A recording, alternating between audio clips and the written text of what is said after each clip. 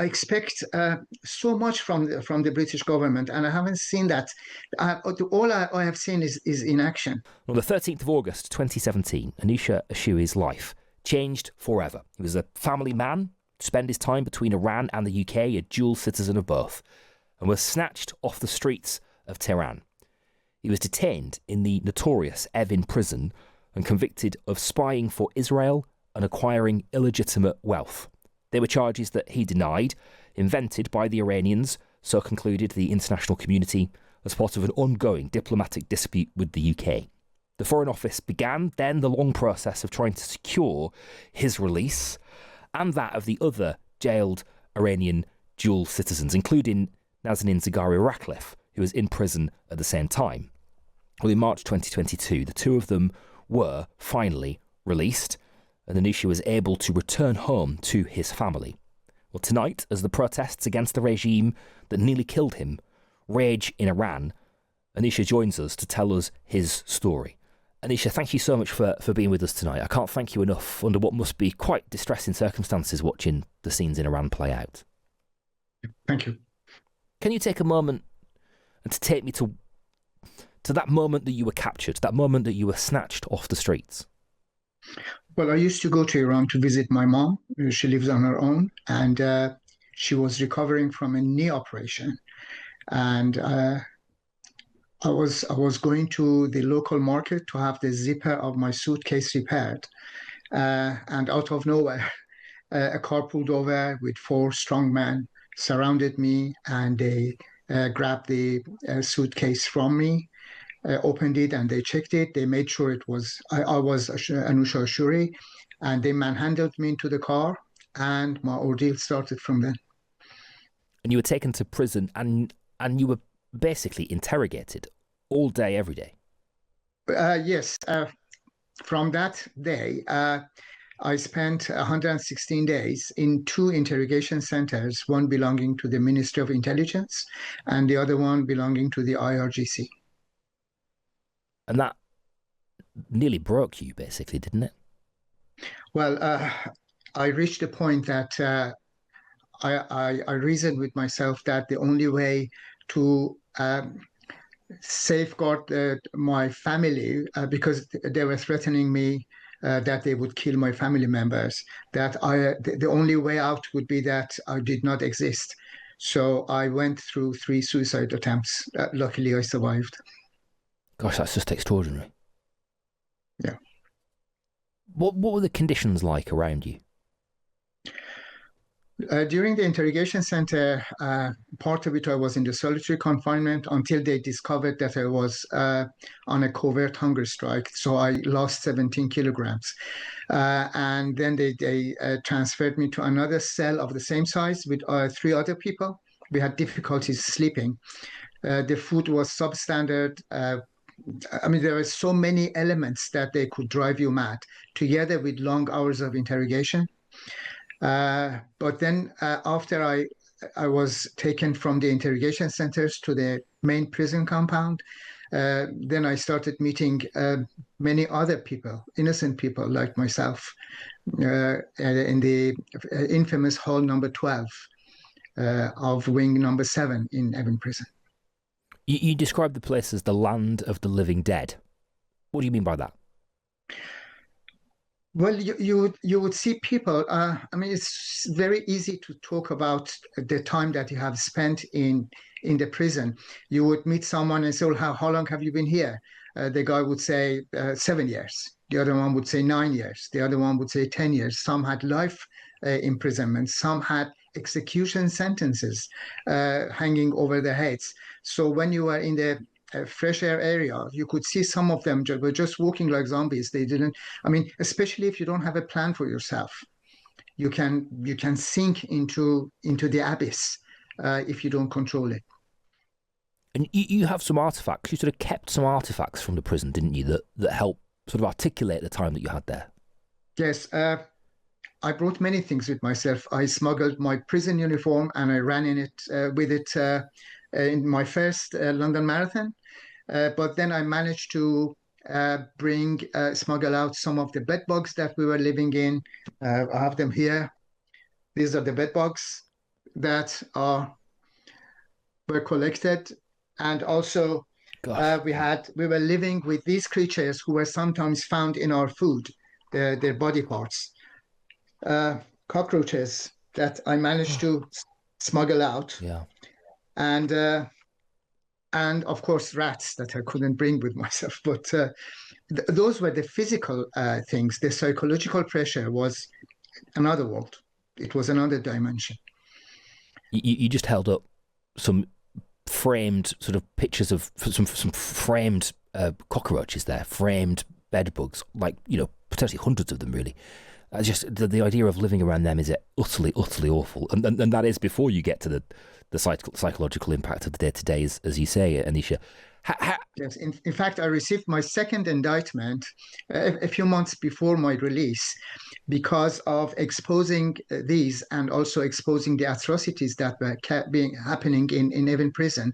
My second indictment was disseminating falsehood because I was showing these things, which would add another 2 to 3 years plus 74 lashes on top of the 10 years that I had to serve. Were you lashed? No, I wasn't. No. How I mean, you are here, you are talking to us, and we'll talk in a minute about the process of getting out and what came next. But how did you survive in the end? How did you keep yourself alive? Well, luckily, I met these inmates who did physical exercises every day. So I asked if I could join them, and they welcomed me. So that those parts of those exercises involved running, and I started running. I would go out of breath within 10 minutes. But one day I managed to run 2 hours nonstop, and that is when I returned to our hall. This inmate friend with 19 years sentence on him, he gave me a book by Haruki Murakami, what I talk about when I talk about running. And that inspired me to have this dream of running the London Marathon. And that is what happened when I was released. Right. So physical exercises were part of it. Studying and exchanging knowledge, because I was surrounded with highly intelligent and educated people around me. So we started forming classes like Poetry Society, like physics, like anatomy. That was another part. And for a limited period of time, I participated in a workshop, which we did marquetry. So I did some artworks. So you had to have a plan from the moment you wake up, say at 6 o'clock in the morning until 12 o'clock at night. If you did not have a plan, then you would become very depressed because you would start ruminating about your past that you could not have. And it could really destroy you, especially if you had a long sentence, like 10 years. Yeah. Eventually, after about 5 years in Evin Prison, the Foreign Office did manage to negotiate your release alongside Nazanin Zaghari-Ratcliffe. It was a famous story at the time. We've seen the images of you and her walking off the plane together into the arms of your loved ones. Talk to me about that moment when you landed back on British soil. It was surreal. Even now, when I'm thinking about it, because when we were in Evin Prison, sometimes I used to dream that I am back home in Britain, and I was with my wife, with my kids. So many scenarios. Your dreams are not in your control. So, but they were happy dreams, and I would wake up in my cell, which in my coffin I used to call, because in the bunk bed it was 1 meter by 2 meters by about 70 centimeters. That was the ceiling over your head. So sometimes here, I sometimes think that maybe I'm still there, and I'm still dreaming, and I would wake up to my cell again. So this fighting reality and dreams and nightmares and all the anxiety attacks that are still with me, it's something that I have to deal with, and I still haven't come to terms with it. So yeah, it is ongoing in a way. I'm sure it is. How do you begin to rebuild your life after that? Sorry? How do you begin to rebuild your life? Well, my family are a great help, because my wife, my kids, they're very supportive. They were very supportive then, and they are now. Although they are they are going through trauma treatment as well, my son and my wife. But we are supporting each other. And I am engaged because I managed to smuggle about 3,000 pages of my memoir. So I'm busy writing, also doing physical exercises because I have done 4 London marathons and I have raised a lot of money for Hostage International and Amnesty International, both of whom were really helpful while I was there and after I was out. Especially Hostage International, who really took care of me. After I was released and we were in the safe house with Nazanin, I only had a 20-minute briefing with a psychiatrist, and that was it. I was left on my own. Wow. And it was Hostage International that they paid for trauma treatment, not only for me, but also for my son. And I'm really indebted to them for that. And when you turn on the television now, or you turn on the radio and you hear and see the images of the protests playing out in Iran, protests against a regime that nearly killed you, how does that feel? I'm even fighting shivering now because as I'm speaking to you, it's so emotional, especially now that I think of my family members who are there. Of course, we are cut off. There is an internet blackout. International telephone calls are also disconnected. I think about all the people I left behind in Evin Prison, those who survived so far, because some of them were executed anyway. So it is just, I'm ruminating all these scenarios in my mind at the moment. How do you think this ends? I really don't know. I just hope that these atrocities will finish because there are so many, thousands of people are being killed right now as we speak. When you think about the supreme leader, the regime, you think about the individuals, the people, the institution that nearly broke you, that those people are protesting against. How do you reflect on them? How do you feel about them?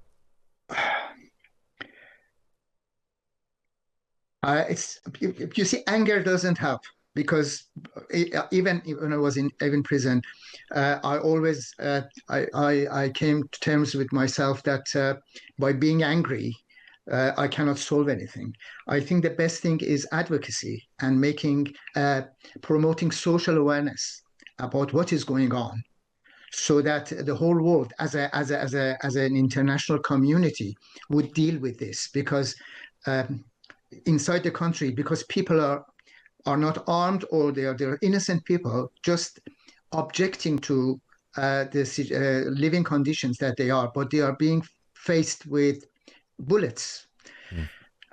So somehow I want to reach out to the people in the world and say, look, this is what is happening in Iran. I am not for direct and active intervention from the outside. I think this is something that has to be solved from within. But what the international community can do is to cut all contacts with the Iranian regime so that they would be isolated completely, like political boycott, diplomatic boycott, economic boycott. And do you think the UK specifically needs to go further, do you think? Pardon me? Do you think the UK specifically needs to go further? Yes, I mean, I expect so much from the British government, and I haven't seen that. All I have seen is inaction. Even about the people who are dual nationals, British dual nationals who are still left behind, is what after Nazanin and I, when we returned, it seems as if everybody forgot about all the other dual nationals who are still in Evin Prison. Anoosheh, it's been an absolute privilege to speak to you tonight, to hear your remarkable story and your reflections on this particular tide of history in Iran. Thank you so much for being so generous with your time and for talking so articulately about your story. Thank you. Thank you very much. Thank you. That's Anoosheh Ashoori, who is an Iranian-British dual citizen imprisoned in the notorious Evin Prison for 5 years before being released alongside Nazanin Zaghari-Ratcliffe. What a story that is. That just gives you the sort of human story at the heart of what we're seeing play out in Iran. Absolutely extraordinary.